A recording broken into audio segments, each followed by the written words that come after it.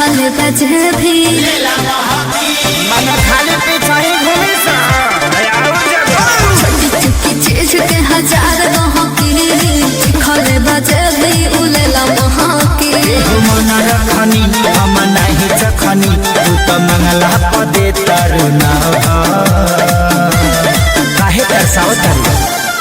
अरे रखले बारू पाभ हिलवले बारू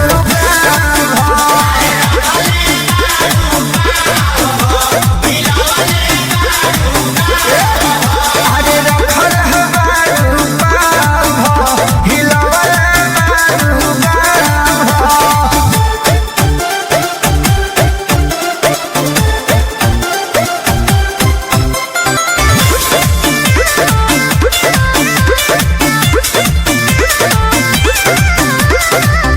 बाटला से घाटला के गम नहीं है